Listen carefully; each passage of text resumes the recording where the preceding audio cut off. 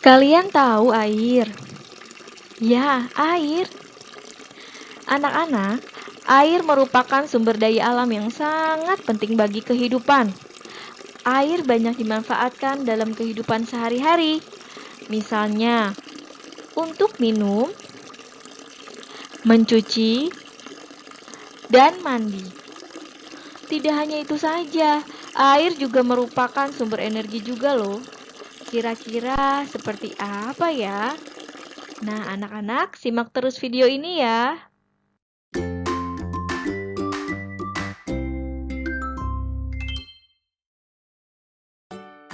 Assalamualaikum warahmatullahi wabarakatuh. Apa kabar anak-anak hebat? Semoga hari ini kalian sehat-sehat ya.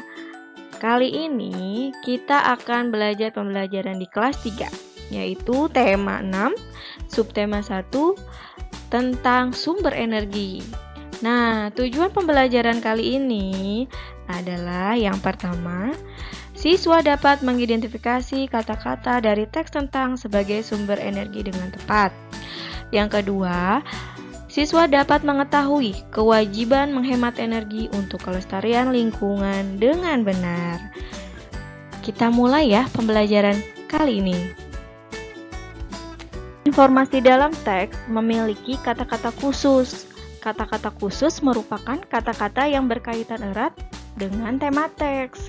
Misalnya, pada teks yang bertema energi, kita dapat menemukan kata-kata khusus berkaitan tema seperti air, listrik, turbin, angin, dan sebagainya. Untuk mengidentifikasi kata-kata khusus dalam teks, kita harus membaca teks secara keseluruhan ya anak-anak. Setelah itu, tandai kata-kata yang berkaitan dengan tema.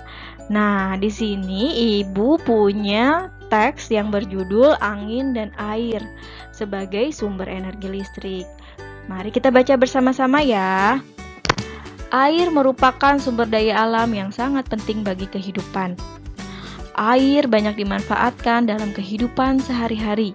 Misalnya, untuk minum, mencuci, mandi, olahraga arum jeram, dan irigasi pada pertanian. Selain itu, air juga dapat dimanfaatkan sebagai pembangkit listrik.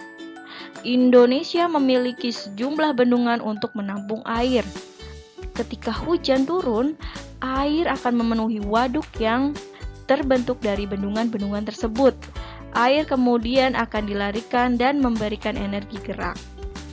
Energi gerak air berubah menjadi energi listrik yang dimanfaatkan untuk memutar turbin pada pembangkit listrik tenaga air, atau bisa disebut juga dengan PLTA anak-anak. Selain air, sumber energi gerak lainnya yang dapat menghasilkan listrik adalah angin. Energi angin dapat menyebabkan benda bergerak. Misalnya, pada saat bermain layang-layang, energi gerak angin digunakan untuk memutar turbin atau kincir pada pembangkit listrik tenaga bayu atau angin, atau disebut juga PLTB. Anak-anak, itulah teks yang menerangkan tentang sumber energi. Sekarang, yuk kita coba cari kata khusus yang berkaitan dengan sumber energi. Di sini Ibu memberikan contoh, yaitu kata khususnya adalah waduk dan angin. Kenapa ya waduk dan angin merupakan kata khusus? Sekarang, coba kalian perhatikan gambar berikut ini. Gambar apa ya? Ya, betul anak-anak, ini gambar waduk. Anak-anak, waduk adalah danau alam atau buatan, atau juga disebut kolam penyimpanan air yang ukurannya sangat besar. Waduk merupakan hasil yang terjadi akibat dibangunnya bendungan. Umumnya anak-anak, waduk dibuat dengan jalan membendung aliran sungai.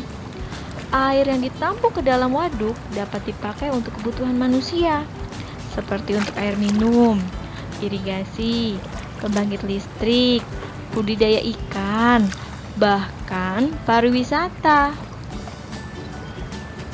Yuk kita lanjut ke kata khusus berikutnya.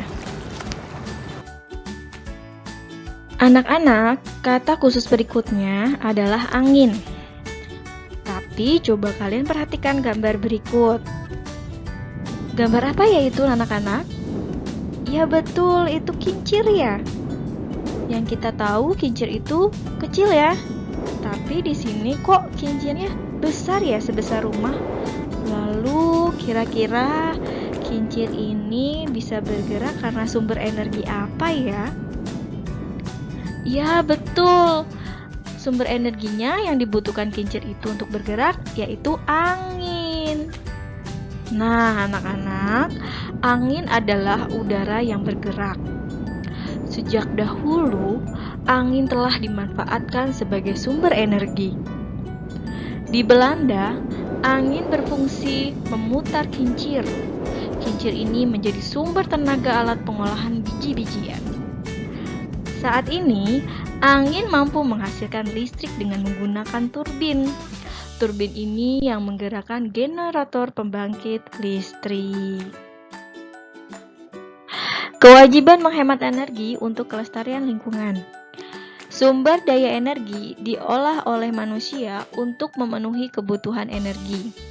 Sumber energi ini membantu kita dalam mengerjakan berbagai kegiatan. Misalnya, saat menonton TV, kita menggunakan energi listrik. Saat mengendari motor, sumber energi yang digunakan adalah bensin. Beberapa sumber energi bersifat terbatas anak-anak. Oleh karena itu, kamu harus mulai menghemat menggunakan sumber energi. Dengan menghemat penggunaan energi, kamu dan generasi mendatang dapat terus menikmati sumber energi. Ada beberapa cara yang dapat kamu lakukan untuk menghemat energi, seperti mematikan lampu saat akan tidur, mematikan peralatan elektronik saat tidak memakainya, dan mengajak orang tuamu menggunakan peralatan listrik yang hemat energi. Bagaimana menurut penjelasan pada video sebelumnya? Mudah dipahami bukan? Nah, sebagai latihan, kerjakanlah soal-soal berikut ini ya anak-anak. Kerjakanlah dengan tekun dan teliti. Tidak usah kalian terburu-buru. Sebelum mengakhiri latihan, kalian bisa memeriksanya kembali ya. Nah, bila telah selesai, jangan lupa difoto dan dikirim kepada Bapak Ibu Guru. Semoga bermanfaat ya anak-anak. Wassalamualaikum warahmatullahi wabarakatuh.